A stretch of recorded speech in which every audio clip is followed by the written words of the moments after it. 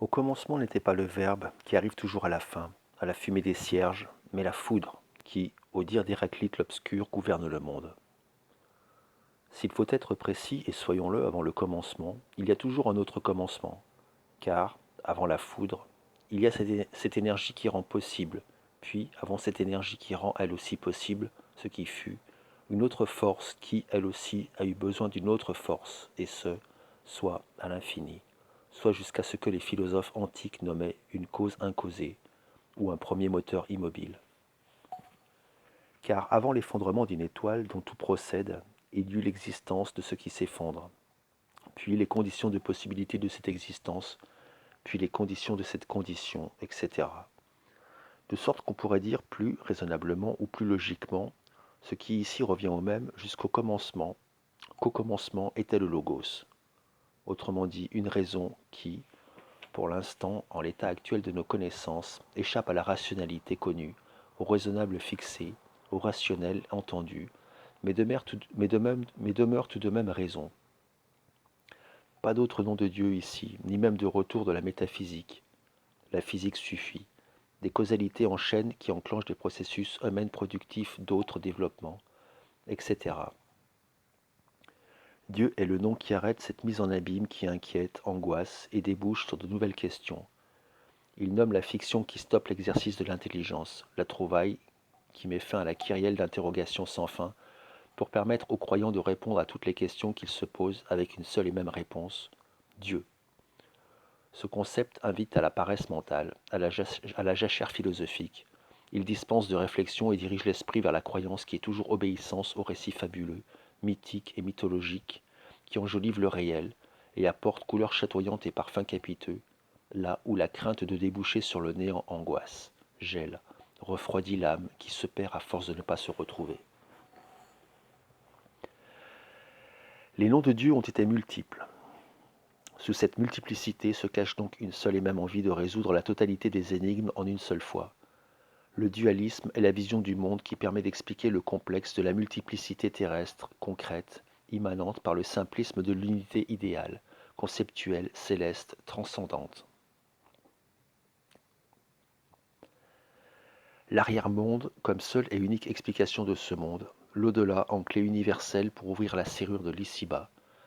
Voilà une facilité qui, sous couvert de complexité et de subtilité, se contente de la vieille façon chamanique de recourir au surnaturel pour expliquer le naturel.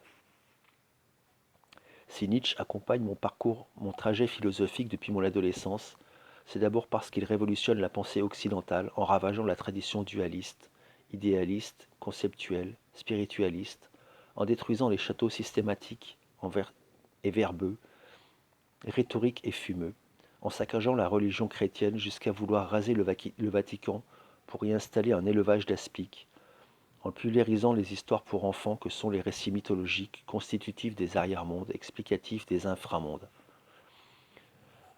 Purificateur, Nietzsche est un vent venu du large qui balaye les miasmes de 25 siècles de pensée mythique. Mais cette furie guerrière s'avère dialectique. Nietzsche ne détruit pas pour le seul plaisir de détruire. Il n'est pas nihiliste, car il propose un remède au nihilisme avec sa pensée de l'éternel retour, sa philosophie du surhomme et sa théorie de la volonté de puissance. Zarathustra enseigne que ce qui a lieu a déjà eu lieu et aura lieu un nombre infini de fois exactement dans les mêmes formes, que le surhomme sait cet éternel retour, du même et qu'il le veut, puis l'aime, d'où l'invitation à l'amour fati, à aimer son destin, puisqu'on ne peut rien contre lui, que tout est volonté de puissance, vouloir vers plus de puissance, et qu'il s'agit là d'un premier monisme post-chrétien, entendu comme un remède à 2000 ans de pensée attentatoire à la vie et au vivant, au vivant. Toutefois, on ne peut pas souscrire à toute sa positivité quand il s'agit de l'éternel retour. Du même, c'est mon cas, on peut également aimer le surhomme comme figure d'un surstoïcisme qui définirait l'acceptation de tout ce qui advient, en amendant cette figure fataliste par une pensée de la volonté, contre le vouloir qui permettrait, sur le mode du stoïcisme antique, de distinguer ce qui dépend de nous et de ce qui n'en dépend pas. afin de faire du surhomme l'être masculin ou féminin qui distingue les deux registres et met toute son énergie à vouloir ce qui ne dépend pas de nous pour le vouloir tel et ce qui dépend de nous pour le vouloir autrement. C'est aussi mon cas. Mais je n'ai rien à dire ou à redire à la théorie de la volonté de puissance. J'ai compris ce qu'était la volonté de puissance chez Nietzsche en lisant un jour dans un volume des fragments posthumes cette unique expression, Sipo Matador. Rien d'autre. Pas de note explicative. Ces deux mots-là. J'entamais donc des recherches pour savoir si, ailleurs dans son œuvre complète, posthume ou publiée, le philosophe avait utilisé cette formule. On en retrouve en effet une seconde mention dans le paragraphe 258 de Par-delà le bien et le mal, l'un de ses livres les plus forts, en alcool philosophique, à même d'enivrer les petites santés.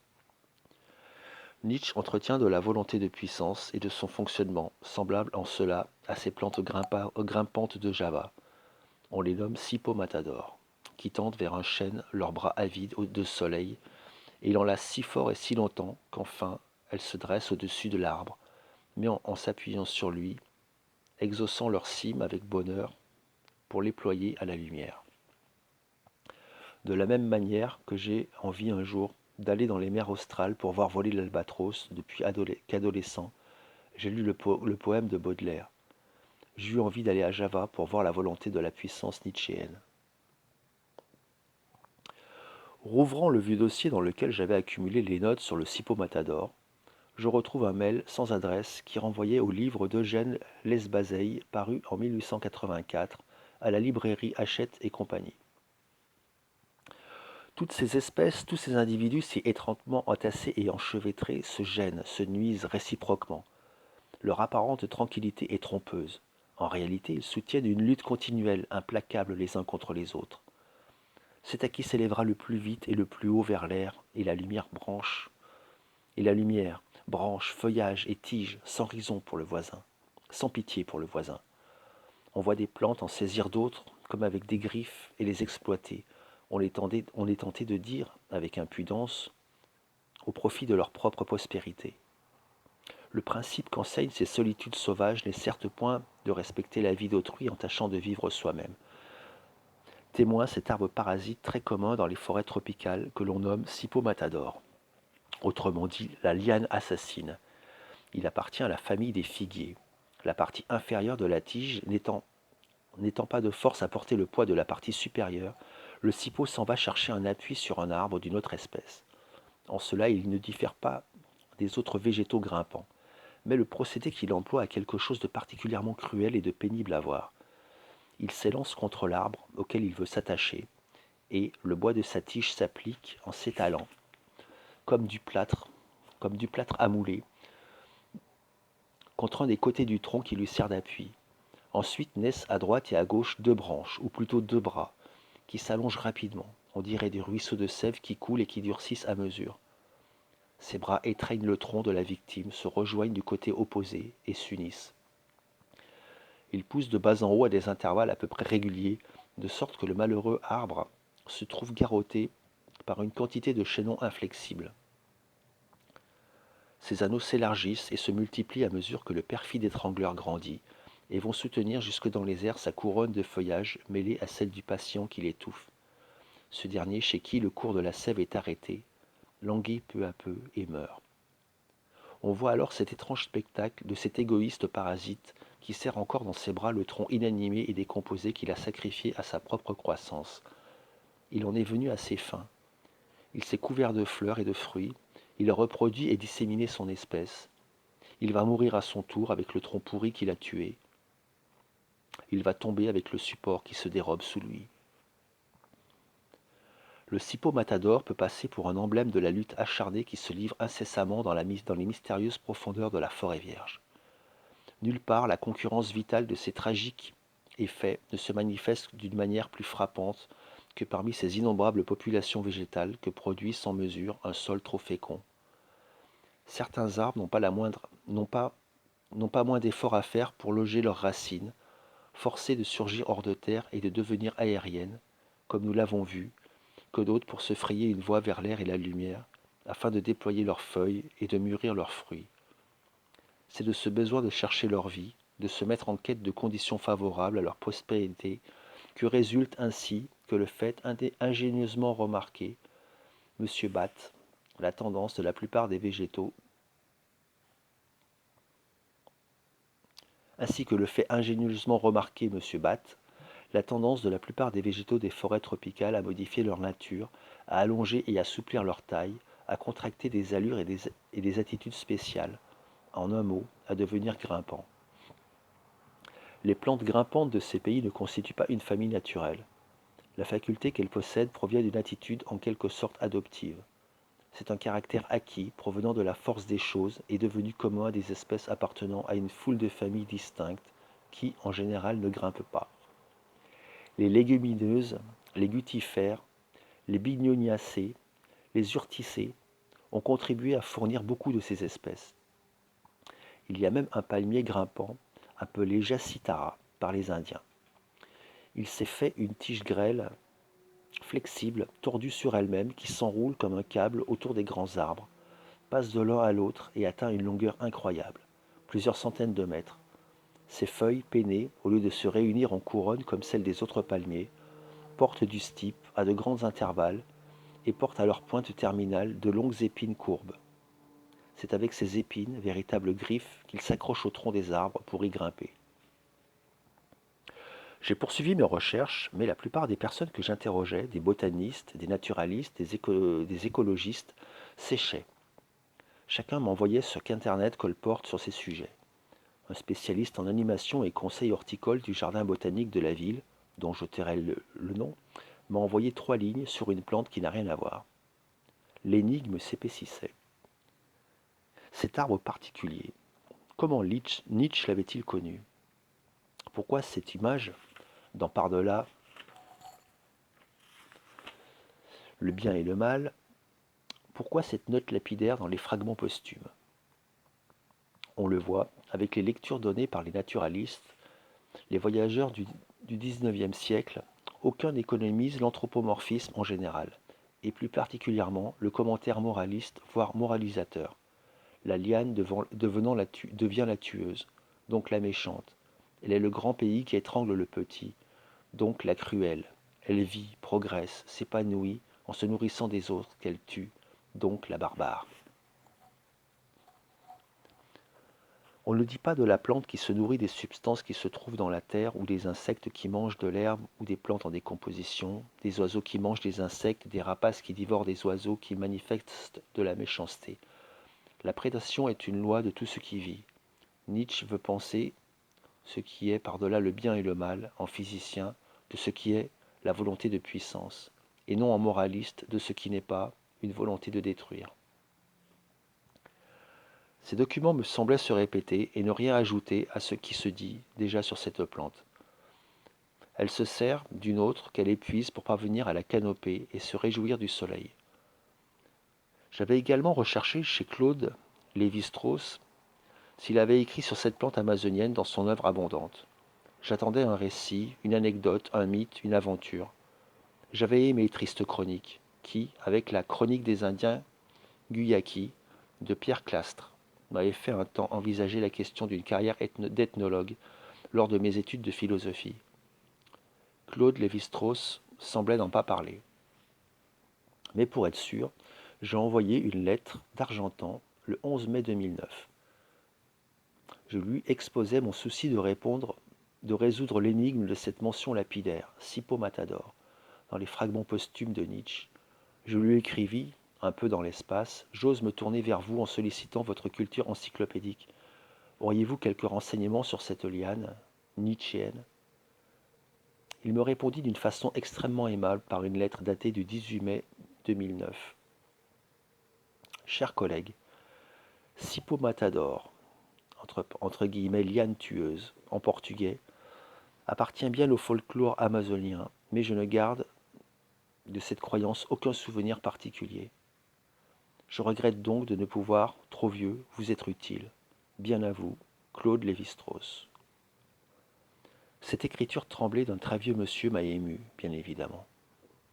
En même temps, ces quelques mots disaient qu'il y avait folklore amazonien, donc plus à savoir sur elle que ce que l'on sait et dit en le répétant sans cesse, et qui peu sur sa nature, mais beaucoup sur celui qui en parle.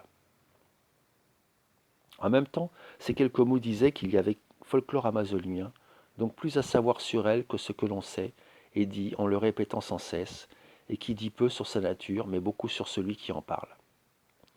La plante dit donc la volonté de puissance de façon allégorique, mais elle dit aussi celui qui la dit et la façon qu'il a de voir la nature, toujours en victime de la moraline. La substance toxique diagnostiquée par le même Nietzsche nous empêche de voir ce qui est et nous fait prendre l'interprétation pour la réalité, la perspective pour le fait, le jugement pour le regard. La mémoire de Claude Lévi-Strauss avait perdu ce que peut-être lui seul savait et qui relevait des sagesses primitives sur ce sujet. Le Cipo Matador conserve ses secrets. Ce que nous apprennent aujourd'hui les botanistes nous permet de recouvrir à la botanique pour comprendre la façon non morale, la réalité de la volonté de puissance, son fonctionnement par-delà bien et mal, sa vérité ontologique et physique confirmée par l'expérience et le savoir. Si l'on doit chercher le moment où la vie apparaît et passe de ce qui n'est pas à elle, si l'on doit chercher le moment où la vie paraît et passe de ce qui n'est pas à elle, nous rencontrons les plantes qui s'avèrent un maillon essentiel pour comprendre le passage de l'inanimé à l'animé, du non-vivant au vivant, de l'étoile qui s'effondre à l'humain qui sait un jour qu'une étoile s'est effondrée, étoile dont il procède. Quand Lamétrie écrit L'homme plante, il ne sait pas à quel point il a raison. Pendant des milliards d'années, il n'y a pas eu de vie sur Terre. De même qu'assez probablement la vie disparaîtra sur Terre et qu'elle continuera sans vie et sans organisme vivant pendant des milliards d'années, avant de disparaître, elle aussi, consumée par les forces gigantesques à l'œuvre, dans un univers dont les lois nous échappent absolument. Mais avant la vie, il n'y a pas rien. Ce qui est, c'est déjà la volonté de puissance nietzschéenne, une force qui meut tout ce qui est le non-vivant comme le vivant, la course des astres et la reproduction d'une anguille, l'organisation du cristal, d'une gemme et la filiation d'un couple d'Homo sapiens. Avant la vie, la terre, c'est la mer.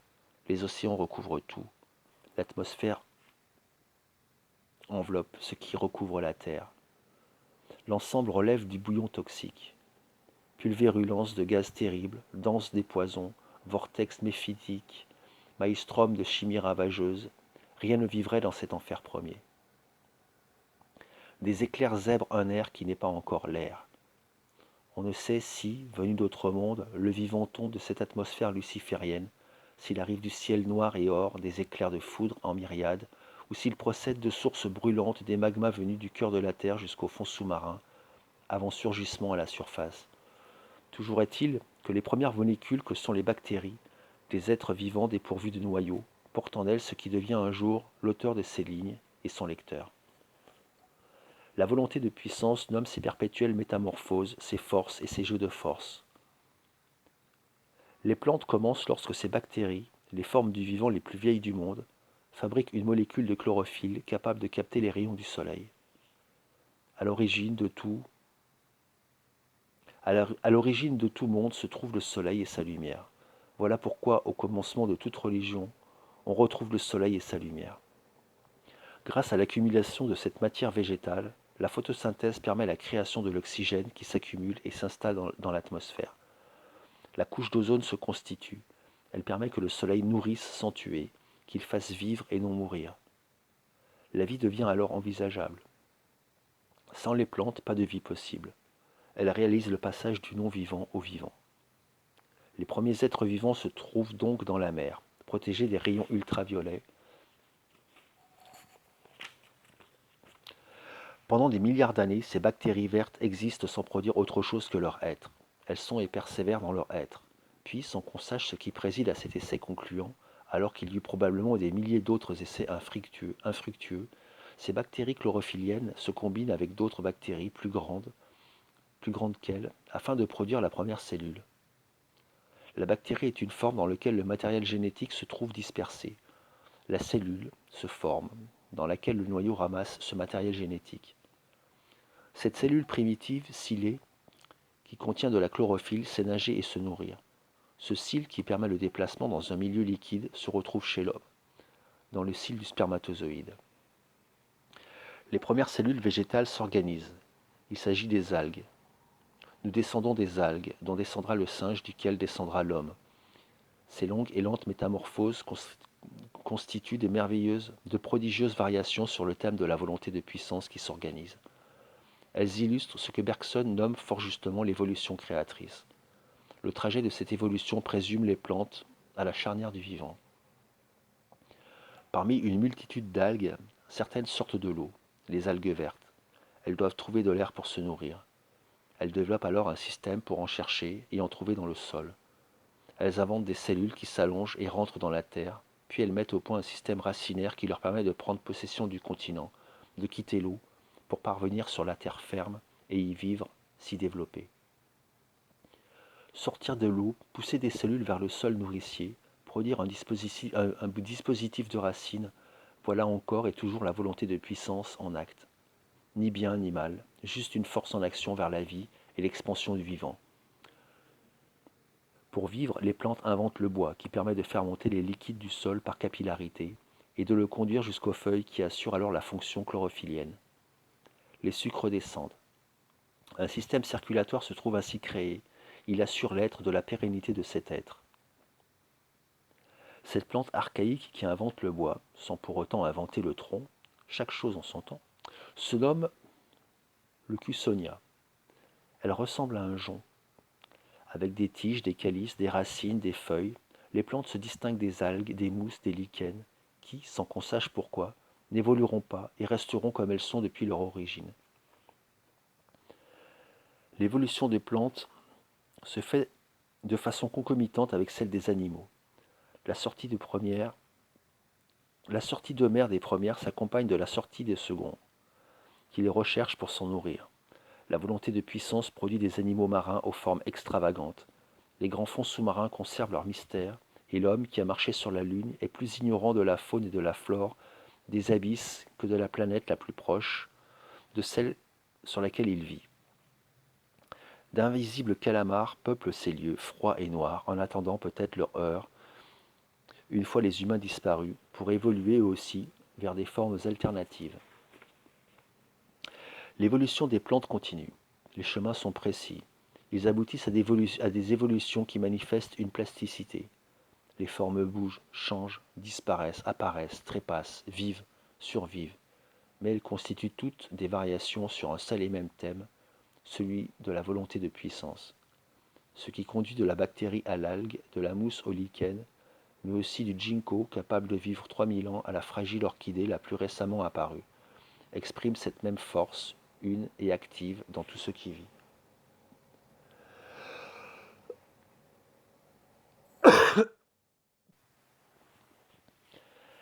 Les botanistes affirment que les fleurs évoluent encore et qu'elles ont tendance à s'invaginer. La volonté de puissance a produit des tuniques pour protéger l'ovaire de la plante. De son origine à nos jours, 5, une sixième semble apparaître. Le vent. Le vent continue à porter les pollens, les insectes également. Les papillons et les abeilles meurent doucement, détruits par les produits inventés par l'homme, le prédateur des prédateurs. Les fleurs inventent d'infinies ruses pour séduire les animaux, sans lesquels leur espèce ne pourrait survivre. Là aussi, là encore, est fait de la volonté de puissance. Leur parfum capiteux, leur beauté stupéfiante, leur sucre entêtant, leur couleur mirifique, leur forme suggestive, leur frémissement incitatif, leurs pétales veloutés, leur nectar grisant, constituent autant de signes et de signaux destinés à attirer le coléoptère nécessaire à leur fécondation. Les fleurs sont des sexes avec des lèvres de velours, des chairs finement pliées, des ventres de fourrure végétale qui contribuent au langage silencieux de tous les éléments de la nature. Volonté de puissance. Les plantes vivent, souffrent, elles réagissent aux stimuli.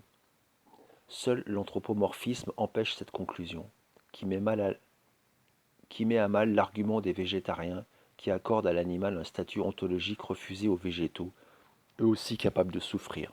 Autrement dit, expérimenter l'affect qui met en péril leur existence. On sait en effet aujourd'hui que les acacias communiquent et agissent en fonction des informations données par leurs semblables. Il existe un langage des plantes en dehors de ce que les plantes disent symboliquement aux hommes, qui permet à Maurice Maeterlinck de parler jadis d'intelligence des plantes. Sur un territoire donné, en l'occurrence le monde de la plante, des acacias échangent des informations qui leur permettent d'être vivants, de persévérer dans leur être vivant et de permettre à l'espèce de rester vivante et en vie. Lorsque des mammifères, des gazelles, des impalas se montrent trop nombreux, ils broutent des écorces en quantité, une dégradation qui met en péril la population arboricole. Les arbres réagissent à l'information de cette surconsommation par une réponse appropriée, la sécrétion d'une substance qui intoxique les animaux brouteurs, les rend malades, en tue certains et dissuade les survivants de continuer leur prédation, leur déprédation, leur prédation. Pour ce faire, l'intelligence végétale prend donc la forme d'une production d'éthylène qui permet la communication chimique entre les autres arbres via les courants d'air et les vents. Dans ce processus, il existe une compréhension du problème, une perception de l'agression, une mémoire de cette attaque, la préparation d'une riposte, une réaction au stress, une interaction entre les singularités de la population arboricole, une anticipation du risque altruiste de périr à cause d'une consommation excessive, une communication avec les semblables pour les prévenir, ce qui, au total, manifeste une authentique intelligence sociale qui vise et veut l'être et la durée du groupe, de la totalité de la communauté. Nombre d'humains sont moins capables de faire communauté, république, au sens étymologique.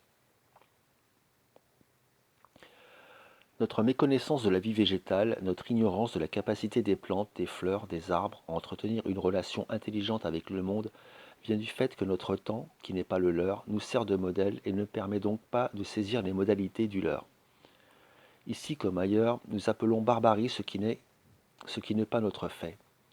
Si le végétarien entend bien le cri de l'animal parce qu'il se fait entendre dans une fréquence audible à l'oreille humaine, il semble ne pas entendre la plainte de l'acacia car elle ne s'effectue pas dans la langue qu'il pratique. Si l'homo sapiens était sensible à l'éthylène, il comprendrait la langue parlée par l'acacia. Car les végétaux sont sensibles à un nombre incroyable de stimuli venus du même monde que celui des humains. Les champs magnétiques, les ondes électriques, les intensités lumineuses, les rythmes circadiens, les effets des clartés lunaires, les impulsions sonores, les variations de gravité. Des chercheurs parlent aujourd'hui de neurobiologie végétale pour accréditer l'idée que les plantes s'avèrent sensibles à la biochimie, à la biologie cellulaire, à la biochimie, à l'électrophysiologie, autant de domaines partagés avec les humains. Les cils de la cellule de base végétale et ceux du spermatozoïde montrent que l'homme vient de la plante avant de descendre du singe, car le mammifère dit supérieur provient du mammifère dit inférieur qui lui-même descend jusqu'à cette cellule verte capable de photosynthèse. La perception, la sensation, l'émotion n'exigent donc pas forcément neurones, synapses, connexions neuronales, cerveau. Les plantes peuvent concevoir, sentir, s'émouvoir sans tout cet appareillage complexe qui semble étouffer et empêcher la physiologie élémentaire des sensations directes avec le cosmos. On pourrait presque émettre l'hypothèse que plus l'appareillage neuronal est complexe, moins on est capable de saisir l'essentiel, plus on semble performant pour comprendre l'accessoire qui consiste à masquer l'essentiel ou à le faire passer au second plan. Apparemment sommaire, la plante dispose de l'intelligence fine des choses élémentaires, là où l'homme, hypothétiquement complexe, donne l'impression de posséder les organes capables de déchiffrer, l'élaborer, mais passer à côté du fondamental. Les plantes sans langage complexe disent ce qui permet leur vie et leur survie, quand les humains capables d'écrire la divine comédie en vers, du moins pour l'un d'entre eux, ne savent pas déconner ce qui met en péril leur existence. Les acacias échangent avec l'éthylène pour protéger leur famille. Les humains recourent à des mots pour élaborer un processus de destruction de leurs semblables. Qu'on songe à Mon combat d'Adolf Hitler. Il y a plus d'intelligence collective et communautaire républicaine au sens étymologique chez les épineux que dans la secte national-socialisme des années 30 en Allemagne, désireuse de mettre l'humanité à feu et à sang. La neurobiologie végétale émet l'hypothèse que le cerveau des plantes se trouverait dans le système racinaire, en l'occurrence dans une zone de quelques millimètres à la pointe de chaque racine dans laquelle se concentrerait une centaine de cellules spécifiques. Cette région spécifique ramasserait les doses les plus élevées d'oxygène, comme dans le cas des neurones humains. Le docteur Stefano Mancuso, qui dirige le laboratoire international de neurobiologie végétale, il professe aussi l'horticulture et la physiologie des plantes à l'université de Florence, parle d'intelligence des plantes notamment quand il aborde leur faculté de prendre une décision et de résoudre un problème en relation avec un signal donné par leur environnement. Sensibilité, mémorisation, apprentissage, anticipation. Les plantes dont nous procédons gardent plus que nous le pensons pendant que nous, humains, avons perdu plus que nous ne le croyons.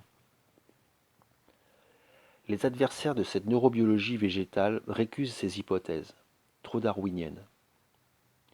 N'oublions pas que, presque un quart de siècle après son best-seller, Charles Darwin publie, avec son fils Francis, un livre méconnu intitulé « Le pouvoir du mouvement des végétaux », 1880.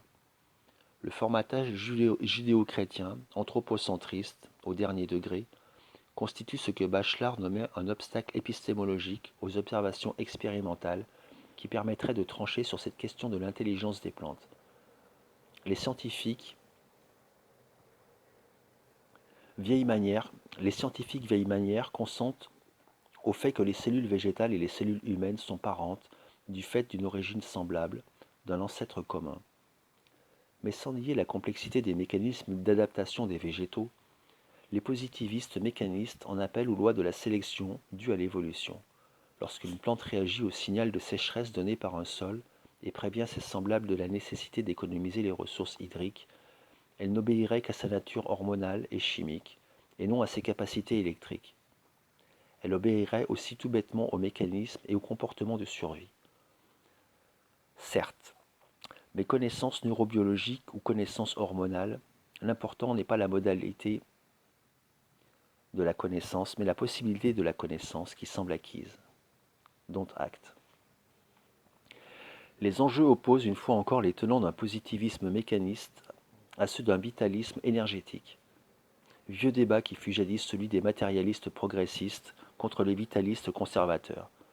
Les matérialistes mécanistes faisant l'économie de Dieu, quand les vitalistes faisaient entrer par la porte la divinité sortie par la fenêtre par les mécanistes.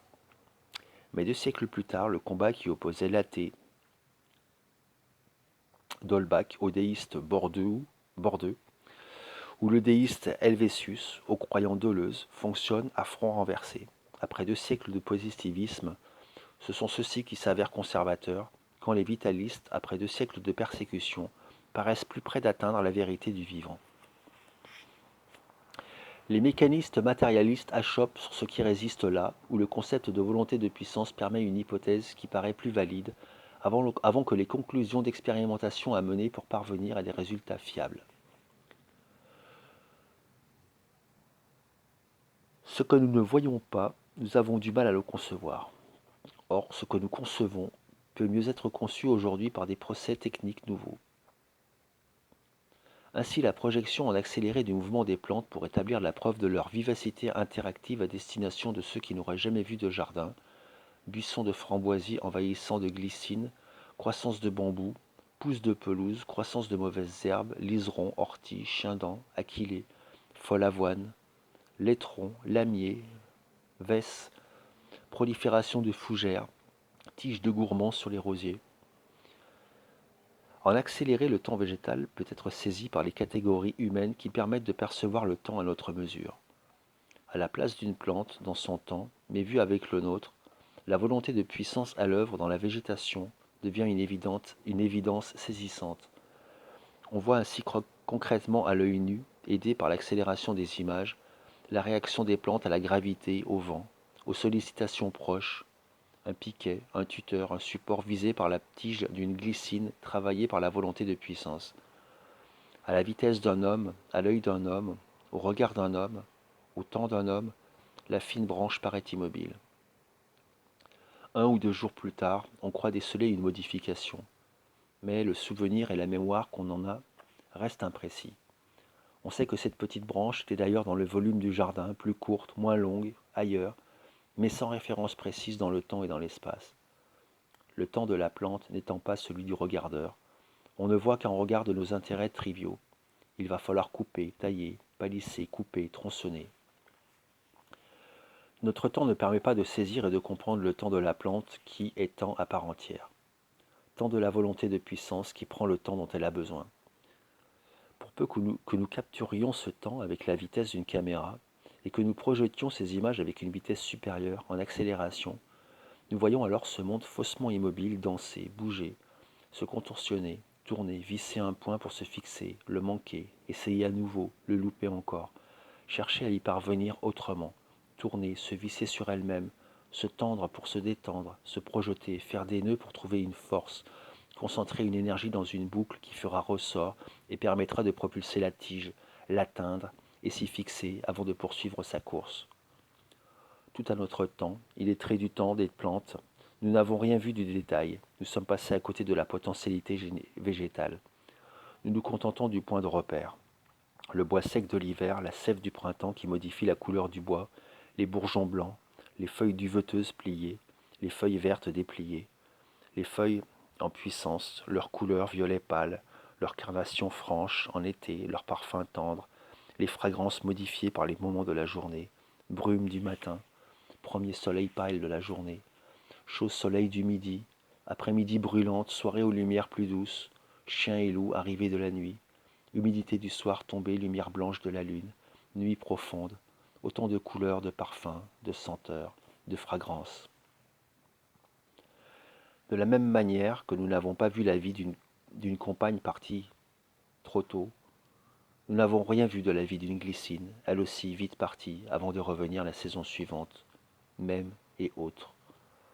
De temps à autre, comme par inadvertance, sans trop y prêter attention, nous avons peut-être repéré le bois sec, le duvet des bourgeons, les fleurs vives, leur fanaison, leur disparition, la chute des pétales à terre, le retour du bois seul. Un jour, la neige recouvre le jardin. Nous savons que l'été a eu lieu, que le printemps reviendra. Mais nous n'avons rien vu du mouvement du printemps, ni du mouvement de l'été. La volonté de puissance agit. Nous ne la voyons pas, sauf par inadvertance, sinon par désir délibéré de méditation. Ces images tournées en laboratoire montrent que les plantes ont conscience d'elles-mêmes. En effet, elles doivent disposer d'un savoir de leur courbure afin de la rectifier si la droiture n'est pas adéquate. Voilà pourquoi dans les forêts, les arbres ont des troncs droits et ne partent pas dans tous les sens. Les plantes changent de masse, de poids, d'inclinaison, d'ancrage, suivant la nature des terrains. Sur le flanc d'une montagne ou dans une prairie, sur le côté d'un fossé ou la pente d'un talus, la plante pousse droit. Elle n'est jamais parallèle au sol, mais verticale, par rapport à un azimut perpétuel. Les plantes obéissent en effet aux lois de la gravité. En apesanteur, affolées, incapables de retrouver leur repère, les plantes poussent n'importe comment. Les tiges et les racines s'en mêlent. Les signaux électriques émis à l'extrémité des racines, le cerveau des plantes sont inchoactifs.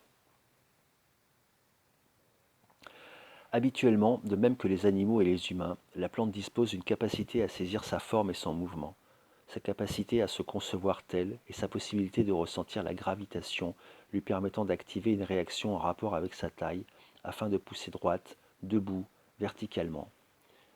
Si le jardinier incline le pot d'une plante,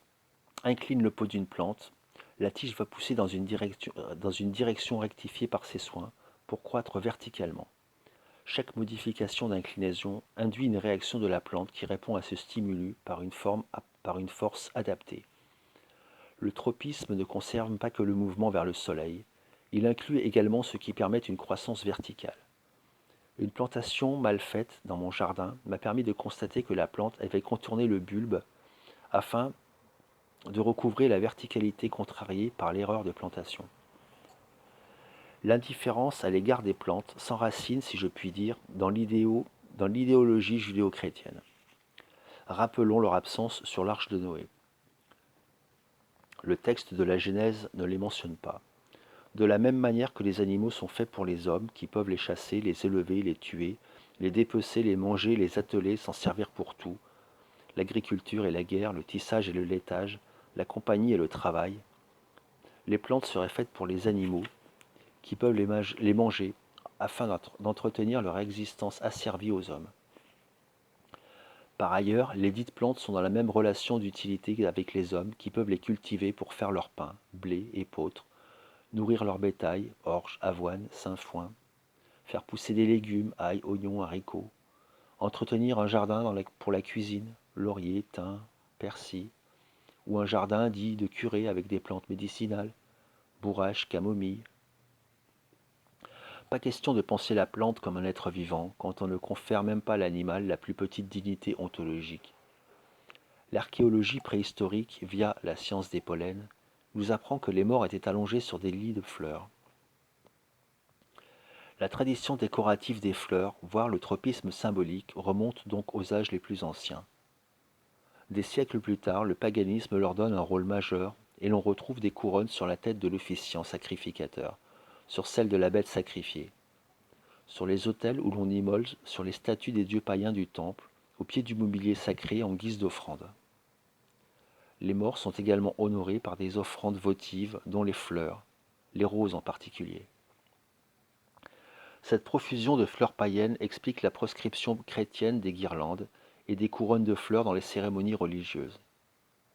Tertullien, Clément d'Alexandrie, Minucius, Félix Justin écrivent contre leurs usages. La critique englobe tout ce qui s'apparente au luxe, encens, parfums, vêtements, pierres précieuses, argent, quartier de viande, fruits.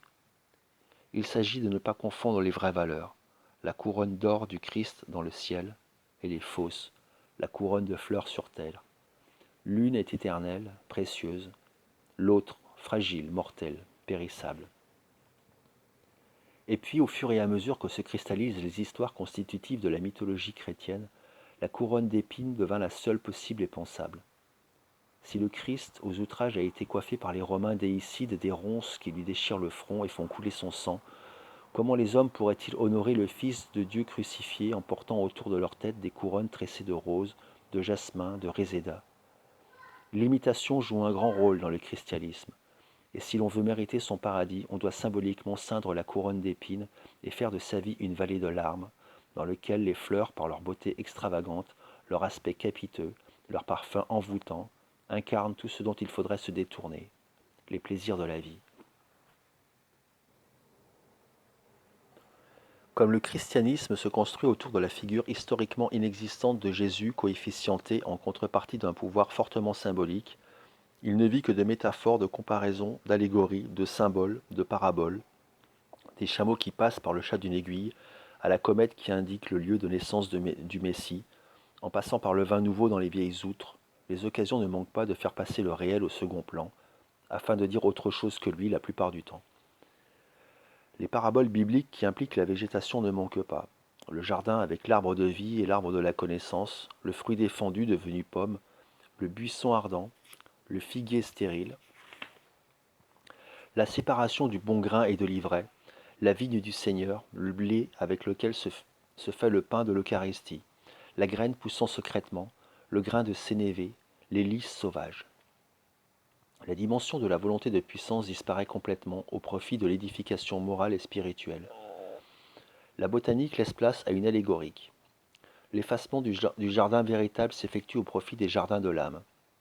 La réalité disparaît, étouffée sous la symbolique qui tue le monde et remplit l'univers de signes, de codes, de langues multiples. Les fleurs deviennent alors non plus des occasions de couleurs chatoyantes, de parfums forts, d'odeurs qui montent vers le ciel, mais de messages. La rose dit la virginité et la pureté de Marie. La vigne annonce l'Eucharistie, de même que le blé. Le lys exprime lui aussi la pureté de la Vierge. Il accompagne les annonciations dans l'histoire de la peinture occidentale. L'iris dit l'alliance du Christ avec les hommes. La pomme symbolise le libre arbitre, la possibilité de choisir. La grenade manifeste la fécondité. Le pissenlit, l'herbe amère. La douleur qu'on voit parfois figurer au pied des crucifixions. L'hysope, l'humilité et la pénitence. Le nénuphar, plante aquatique, la vertu lustrante du baptême. La passiflore, la fleur de la passion, car les chrétiens prétendent qu'on y trouve tous les instruments associés aux dernières heures du Christ. Le pistil et les dessins de la corolle, ainsi que diverses pièces rappellent la couronne d'épines, le marteau et les clous de la crucifixion. Précisons qu'en pharmacologie, elle a un pouvoir sédatif et anxiolytique. Le christianisme ne voit pas le monde parce qu'il cherche sans cesse dans le réel les preuves de l'existence de son Dieu et qu'il y traque des significations cachées, la signature de toute pensée magique.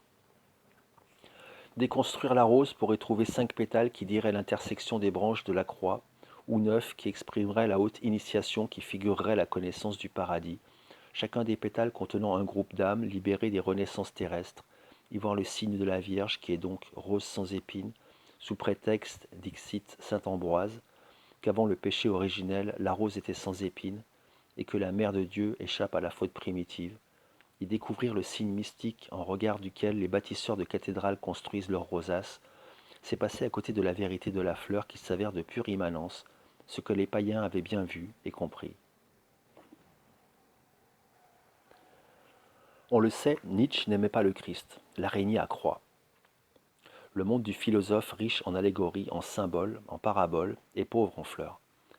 Des animaux en quantité, on le sait, pour dire la nature humaine très humaine, mais aussi l'espoir des vertus surhumaines.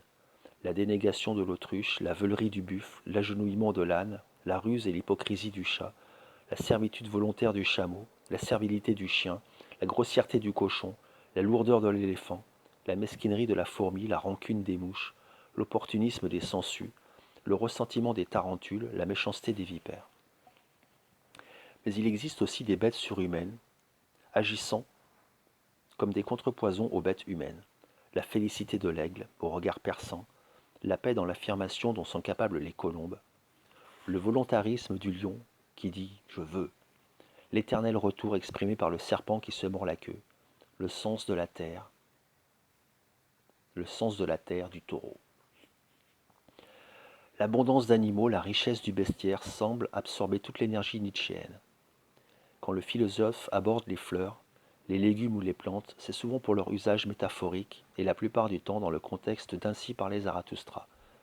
La châtaigne nourrissante, la date gorgée de sucre, l'éponge absorbante, le champignon corrodant, la palme qui danse, le poison du pavot, la couronne de lierre, le fruit pourri, les potentialités du grain.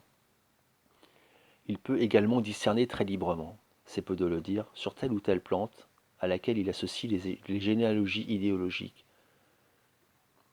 la production du bouddhisme par l'abus de riz, la généalogie de l'alcoolisme par l'excès de pommes de terre, les vertus thérapeutiques et métaphysiques du café, du thé, du chocolat, la généalogie de la métaphysique allemande par la bière, le houblon fermenté et brassé. Il peut également s'adonner en la matière à l'exercice de la licence poétique qui, dans les dithyrambes de Dionysos, lui fait comparer le pin qui semble écouter au sapin qui paraît attendre. Mais rien qui tienne le rôle philosophique majeur, sinon ce Sipo Matador. Je le vis un jour au jardin botanique de Medellín en Colombie. J'étais allé en Amérique du Sud pour une série de conférences et l'on m'avait invité à déjeuner dans l'un des meilleurs restaurants du pays. L'un des 5, m'avait-on dit. Le bâtiment contemporain avait été construit dans ce magnifique jardin botanique, dans la touffeur duquel une myriade d'oiseaux chantaient des mélodies les plus captivantes. Fleurs tropicales jaunes, généreuses, pistils solaires dans les corolles rouges vifs, trompettes des anges silencieuses alors que l'orage grondait au-dessus du grand parc, palmiers aux cimes perdues dans le ciel bleu sombre et violet, papillons colorés portant parfois sur leurs grandes ailes des paires d'yeux qui ne regardaient rien, étrange insecte en vol géostationnaire, la trompe butinant dans le cœur d'une fleur extravagante, violine et jaune, cris des perruches et vol caquetant de ces petits oiseaux de couleur, vert et jaune, bleu et rouge, plantes carnivores des tubes tigrés, recouverts par une capsule qui se refermait dès que l'insecte commettait l'imprudence d'atterrir sur le bord de la corolle, orchidées voluptueuses comme des plissés de tissus rares, longs colis de fleurs comme des fruits rouges aux extrémités jaunes, sidérants agencements de pétales orange à la façon d'une rose ancienne, mais avec les velours capiteux, longs, longues palmes en efflorescence giclant vers le ciel comme une offrande, racines tombées du ciel à la recherche de la terre, gingembre à fleurs de sang, hibiscus dépliés. Et puis, au détour d'un épais résumé de forêt tropicale, le Sipo Matador. Je me trouvais donc devant ce gros arbre enveloppé par les petites lianes qui l'entourent, l'enserrent, se sert du fût pour grimper vers la canopée et jouir du soleil. La multitude de liens avait raison du gros tronc. La lumière arrivait, tamisée. Le ciel d'orage épaississait la matière de l'éther. Les rayons de lumière tombaient et fabriquaient des ocelles, des taches sur les feuilles, comme sur la peau d'un léopard, ou les ailes d'un papillon. Ces taches jaunes vibraient, bougeaient, se déplaçaient au gré de la brise qui agitait doucement la végétation. Sur le tronc de cet arbre, que le cippo matador embrassait, des amoureux avaient gravé leurs noms, leurs prénoms, des cœurs. Ils ignoraient sûrement que l'arbre était volonté de puissance. Le cippo matador était volonté de puissance. La forêt était volonté de puissance. Les arbres étaient volonté de puissance. La lumière était volonté de puissance. Les feuilles étaient volonté de puissance. La brise qui agitait le tout était volonté de puissance. Les insectes qui butinaient étaient volonté de puissance. Les racines plongées dans le sol étaient volonté de puissance. Le sommet des arbres courant vers le soleil était volonté de puissance. Le soleil était volonté de puissance. Ils ignoraient également que leur amour était aussi volonté de puissance, leur corps était volonté de puissance, leur promesse était volonté de puissance, la fin de leur amour était aussi volonté de puissance, car tout ce qui est volonté de puissance, et ce par-delà bien et mal, en dehors de toute considération morale, sans aucun souci de vice et de vertu, dans la plus absolue des fatalités. Dieu n'existe pas, car la volonté de puissance qui est tout, qui n'est ni Dieu, ni un autre nom de Dieu, ne laisse place à rien d'autre qu'à elle. Je touchais le cippo matador qui me touchait. Nous étions faits du même bois.